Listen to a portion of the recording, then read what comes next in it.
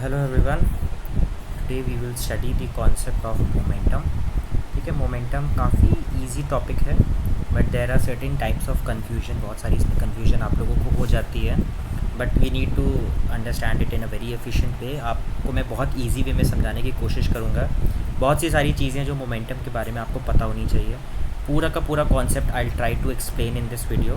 ठीक है, जैसे कि मोमेंटम होता क्या है, इसका फॉर्मूला क्या है, इसकी यूनिट क्या है. There is one very important law related to momentum जो कि है law of conservation of momentum. उसको हम लोग समझेंगे step by step. Okay, so let's start the concept of momentum. This is the first thing which you need to understand. किसी भी चीज़ को जब हम पढ़ने की शुरुआत करते हैं तो हमें पहले ये पता होना चाहिए कि आखिर वो चीज़ है क्या. इसी तरह जब आप मोमेंटम के बारे में पढ़ना स्टार्ट कर रहे हो तो आपको the least thing which you should know about it कि आखिर वो होता क्या है. So the first question which arises here is what is actually momentum. होता क्या है ये. तो देखिए, आपने वर्क एनर्जी और पावर में आपने पढ़ा था that W is equals to F into s. W is equals to F into s पढ़ा था और इसी फॉर्मूले से हमने इसकी डेफिनेशन निकाल ली थी कि मल्टीप्लिकेशन साइन का मतलब होता है दो चीज़ का प्रोडक्ट. यहाँ से हमने इसकी डेफिनेशन निकाली थी that actually work is the product of force and displacement. दो चीज़ का मल्टीप्लिकेशन था तो हमने यहाँ से इसकी डेफिनेशन निकाल ली थी that work is the product of force and displacement. In a very similar way momentum को हम लोग P से रिप्रेजेंट करते हैं. ठीक है, मोमेंटम को P से रिप्रेजेंट करते हैं और जैसे यहाँ दो वेरिएबल्स है जिनका मल्टीप्लिकेशन हमने निकाला था, उसी तरह मोमेंटम में भी दो वेरिएबल्स होते हैं. M जो कि होता है मास ऑफ द बॉडी और V जो कि होता है वेलोसिटी ऑफ द बॉडी. इन दोनों को हम मल्टीप्लाई कर देंगे तो ये हमें क्या मिल जाएगा. This term will be actually the product of mass and variable. और यहीं से हमें डेफिनेशन पता चलती है मोमेंटम की that momentum is nothing but actually it is the product of mass and velocity. ठीक है, मास और वेलोसिटी का जो प्रोडक्ट होता है उसी को हमने नाम दिया है मोमेंटम. ठीक है, so this is the simplest definition of momentum. ये बिल्कुल सही करेक्ट है, आप इसको कहीं भी यूज़ कर सकते हो when you need to define momentum. Again what is momentum. It is the product of mass and velocity. ठीक है, बहुत सिंपल सी definition. It is the product of mass and velocity. आगे बढ़ते हैं. देखिए, डेफिनेशन आपके सामने लिखी है. It is the product of mass and velocity. ठीक है, आपको सिंपल वे में समझना है. अब जब इसकी डेफिनेशन हमें पता चल गई, सेकंड चीज़ हमें इसका फॉर्मूला पता होना चाहिए. तो फॉर्मूला हमें इसकी डेफिनेशन से ये पता चल गया कि अगर हम मास को वेलोसिटी से मल्टीप्लाई कर दें तो वही फॉर्मूला आ जाएगा मोमेंटम का. So simple formula P is equals to M into v. और यहीं से हम यूनिट भी निकाल सकते हैं. देखिए, ये यूनिट आपको लग रहा होगा kg मीटर पर सेकेंड. इसको याद करें, रटें, क्या करें, आप लोग भूल जाओगे. सिंपल सा बस आप इतना याद रखो that P is equals to M into we. ये फॉर्मूला तो टफ नहीं ना, ये तो आप आराम से याद रख सकते हो. यहाँ पे देखो, मास की क्या यूनिट होती है, kg. ठीक है, और वेलोसिटी की क्या यूनिट होती है, मीटर पर सेकेंड. दोनों को मल्टीप्लाई कर दिया, kg मीटर पर सेकेंड. ये आ गई हमारी unit of momentum. So I hope आपको ये चीज़ समझ में आ गई होगी. ठीक है, definition again it is the product of mass and velocity. Formula क्या होता है मोमेंटम का, M into v. And unit क्या होती है, kg मीटर पर सेकेंड.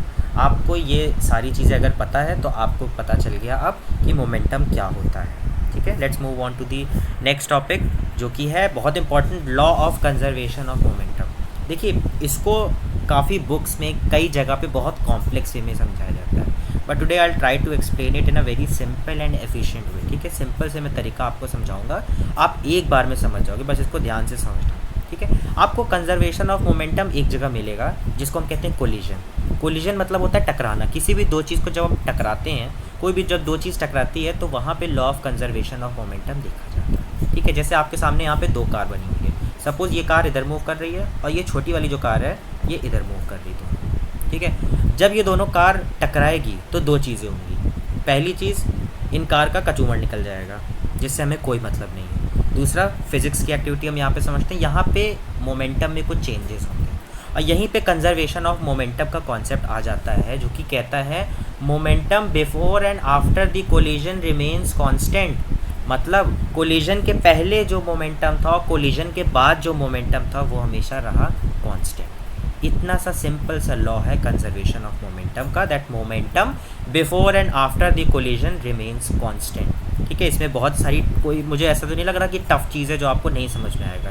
भाई, टकराने से पहले और टकराने के बाद मोमेंटम जो होगा वो कांस्टेंट होगा. सिंपल सी चीज़ है and this is actually the law of conservation of momentum. Now let's move on to the इसके थोड़े फॉर्मूलेस पे आ जाते हैं, इसकी डेरिवेशन पे आते हैं कि इस कंजर्वेशन ऑफ मोमेंटम से एक्चुअली हमें क्या डेरिवेशन मिलती है। ठीक है, तो आगे बढ़ते हैं हम लोग। अब यहाँ से हम लोग एक डेरिवेशन करेंगे जो कि है law of conservation of momentum. ठीक है, सबसे पहले आपको ये जो कार दिख रही है, हमने इसका मान लिया इस कार का कोई मास है ma। ठीक है, ये पहली कार है तो हमने इसको a ले लिया, ये जो दूसरी वाली कार है इसको हम b ले लेंगे। ठीक है, तो इसका मास हो गया mb। ये था आपका कोलिजन के पहले। कोलिजन के बाद भी मास तो नहीं चेंज होगा ना, मास तो इनका सेम ही होगा। इसी तरह कोलिजन के पहले जो ये a वाली कार है इसकी कुछ इनिशियल वेलोसिटी होगी जो कि मैंने कर दिया ua हो गई। u मतलब होता है इनिशियल वेलोसिटी और a मतलब a की इनिशियल वेलोसिटी। इसी तरह ये b वाली जो कार है इसकी भी कुछ इनिशियल वेलोसिटी होगी और हमने मान लिया कि इसकी इनिशियल वेलोसिटी है b। अब जब ये दोनों टकराएंगी तो जाहिर सी बात है कि इनकी वेलोसिटी में कोई ना कोई चेंज आएगा ही।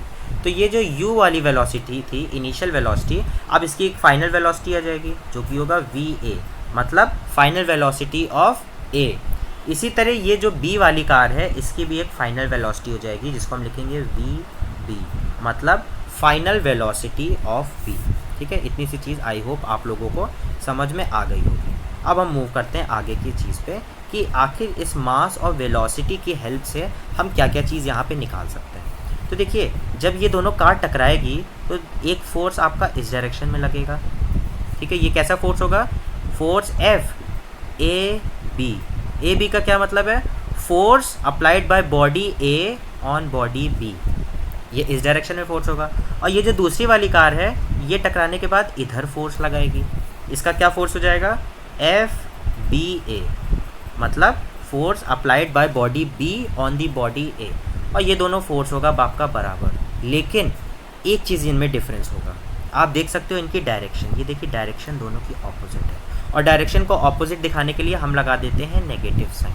तो इसका ये मतलब समझ में आता है कि जितना force body A body B पे लगाएगी उतना ही force body B body A पे लगाएगी, बट क्योंकि इनका डायरेक्शन ऑपोजिट है तो हमने माइनस साइन लगा दिया। यहाँ पे हमें एक इक्वेशन मिल रही है FBA is equals to minus times F into BA। अगर आपको ये चीज़ समझ में आ गया तो यहाँ से आपकी डेरिवेशन बहुत स्मूथ वे में जाने वाली है, क्योंकि आप कुछ सिंपल से टॉपिक्स है जो आई गेस आपको पहले से पता होंगे। जैसे फोर्स क्या होता है, फोर्स होता है मास इंटू एक्सेलरेशन। तो ये FAB को हम क्या लिख सकते हैं, FAB को हम लिख सकते हैं mass of body A multiplied by acceleration of body A। This is equals to, ये देखिए FBA की जगह हम क्या लिख सकते हैं, mass of body B multiplied by acceleration of body B। और यहाँ भूलिएगा नहीं, इनके साथ लग जाएगी नेगेटिव साइन। यहाँ पे हमने नेगेटिव साइन लगा दिया क्योंकि आप देखो फोर्स में यहाँ पे हम लोगों ने डायरेक्शन शो करने के लिए नेगेटिव साइन लगा दिया था। तो ये तो था हमारा step number 1, that FAB is equals to minus times FBA। इसी के बाद नेक्स्ट स्टेप क्या हो जाएगा, अब आप फोर्स की फॉर्मूला ओपन कर दो, that force is equal to MA। तो फर्स्ट बॉडी जो बॉडी A है MA into A of acceleration A is equals to MB into acceleration of body B। ये हो गया हमारा स्टेप नंबर 2। ठीक है, अब यहाँ से देखो पहले ही आप लोग पढ़ चुके हो एक्सेलरेशन क्या होता है। एक्सेलरेशन होता है change in velocity upon time. Acceleration क्या होता है, change in velocity upon time. अब देखो ये एक्सेलरेशन ऑफ बॉडी A क्या होगा, final velocity minus initial velocity upon time t। अब आप ये देखिए, ये जो आपको A वाली बॉडी दिख रही है, पहली बॉडी है, इसकी फाइनल वेलोसिटी क्या है, ये रही इसकी फाइनल वेलोसिटी VA, और इसकी इनिशियल वेलोसिटी कितनी थी, UA। तो इसका एक्सेलरेशन देखिए क्या हो जाएगा, MA, मास तो वही रहेगा, एक्सेलरेशन की जगह हम लिख देंगे final velocity of body A minus initial velocity of body A upon time. ठीक है, ये हो गया सिंपल सा। इसको मैं रब कर देता हूँ यहाँ से। ये स्टेप नंबर 1 था, आई होप आप लोग लिख लोगे इसको। This will be equal to, अब देखो यहाँ पे मास ऑफ बॉडी B, इसका एक्सेलरेशन ऑफ बॉडी B देखो क्या होगा, final velocity of body B minus initial velocity of body B divided by time. अब ये टाइम का देखो कॉन्सेप्ट सिंपल है, दोनों तरफ साइन है, टाइम को यूज़ किया गया है तो टाइम कैंसिल आउट हो जाएगा और इक्वेशन हमारी सिंपल से क्या बच जाएगी, सिर्फ हम इसको अगर रब करते हैं ये, this will be the next equation. अगली लाइन में क्या आ जाएगी equation, that m a into v a minus u a is equals to m b into v b minus u b. अब आपको, और यहाँ पे माइनस साइन लगी रहेगी, ठीक है। अब आपको कुछ नहीं करना है, सिंपल सारे टर्म्स को प्लस वालों को एक साथ कर देना है, माइनस वालों को एक साथ। अब देखो, आप अगर ब्रैकेट ओपन करोगे, जैसे ही आप ब्रैकेट ओपन करोगे, इसको भी अब मैं नेक्स्ट पेज पे लिखता हूँ तो वो काफ़ी क्लियर रहेगा, ठीक है। हमारा अब इक्वेशन आएगा एम ए, ठीक है, एम ए यहाँ पे क्या था हमारा, v a minus u a, this was actually equal to m b multiplied by v b minus u b, ठीक है। ये इक्वेशन हमारी पिछले पेज में आ चुकी थी। अब बस आप सिंपली इसका ब्रैकेट ओपन कर दो। ब्रैकेट जैसे ओपन करोगे क्या हो जाएगा, m a into v a minus, यहाँ माइनस साइन ऊपर लगी रहेगी, minus m a into u a, this is equal to, अब ये देखो दिस माइनस साइन ये मल्टीप्लाई होगा तो minus m b into v b, minus m b into v b, और ये माइनस मिलके प्लस हो जाएंगे तो plus m b into u b, ठीक है। ये हो गया हमारा इक्वेशन तैयार। अब आप क्या करो, माइनस वालों को एक तरफ कर दो, प्लस वालों को एक तरफ कर दो। जैसे कि अगर इसको हम इधर ले आएंगे तो ये प्लस हो जाएगा, और इसको अगर हम इधर ले जाएंगे तो ये प्लस हो जाएगा। तब नेक्स्ट हमारी इक्वेशन क्या बन जाएगी, देखो पहला टर्म तो एज इट इज़ आ जाएगा, एम ए वी ए, और इस वाले टर्म को जब हम नेक्स्ट स्टेप पे इधर ले आएंगे तो क्या हो जाएगा, प्लस एम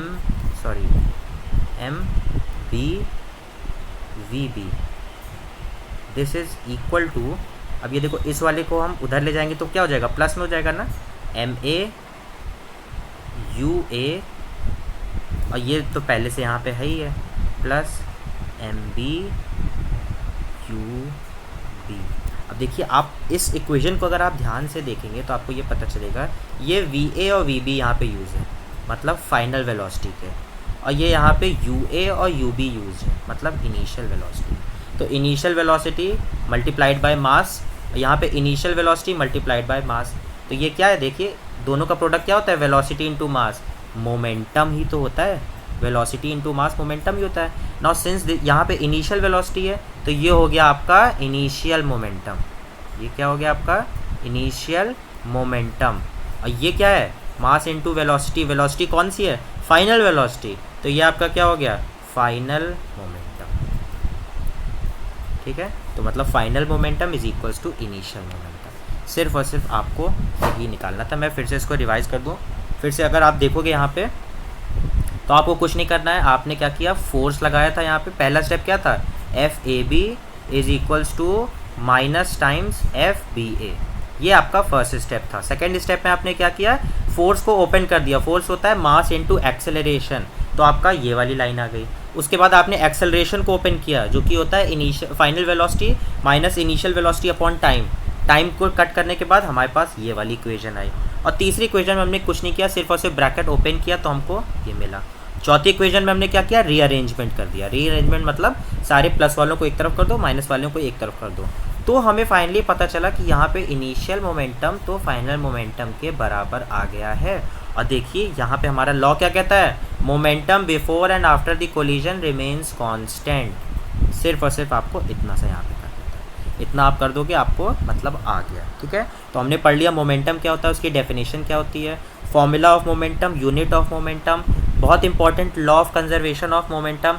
अब एक टॉपिक हमारा और बचता है, वो क्या है, change in momentum. Change in momentum देख लो, बहुत सिंपल सा टॉपिक है। सपोज एक बॉडी है यहाँ पे, ठीक है, सपोज एक बॉडी है, इसकी कुछ इनिशियल वेलोसिटी है, हमने इनिशियल वेलोसिटी इसका ले लिया u। अब ये मूव करके जब दूसरी जगह पे गया तो इसने दूसरी वेलोसिटी अटेन कर ली, लेकिन इसका मास तो नहीं चेंज होगा ना, क्योंकि बॉडी तो वही है। अब इसने ले आई अपनी फाइनल वेलोसिटी, तो चेंज इन मोमेंटम देखो क्या होगा, चेंज इन मोमेंटम हो जाएगा mass multiplied by final velocity minus initial velocity. Simple सा फॉर्मूला है, this is for change in momentum. और अगर क्वेश्चन में थोड़ा सा और चेंज हो गया, rate of change of momentum, मैंने आपको कई बार बताया कि रेट का क्या मतलब होता है, पर यूनिट टाइम, नीचे आप टाइम को ले आओ अपॉन टाइम, ये हो गया rate of change of momentum. तो सिंपल सी चीज़ है, ये है चेंज इन मोमेंटम और ये हो गया आपका rate of change of momentum. Numericals आपको इस पर करना है तो देखो सिंपल सा न्यूमेरिकल है। सपोज कर लो एक रैंडम बॉडी है, जैसे बॉडी है, इसका कोई मास ले लिया हमने, ले लिया 100 kg इसका मास है, ठीक है। इनिशियल वेलोसिटी इसकी कितनी ले ली, मान लो ले ली 20, फाइनल वेलोसिटी 40 मीटर पर सेकेंड। अब देखो आपको मास गिवन है, आपको फाइनल वेलोसिटी गिवन है, आपको इनिशियल वेलोसिटी गिवन है, आप सिंपल से इस फॉर्मूले से चेंज इन मोमेंटम यहाँ से निकाल लोगे। Okay, so that's all in the topic momentum. I hope आप जो मैंने आपको पढ़ाया वो सारी चीज़ें आपको समझ में आई होगी। Okay, so thank you everyone.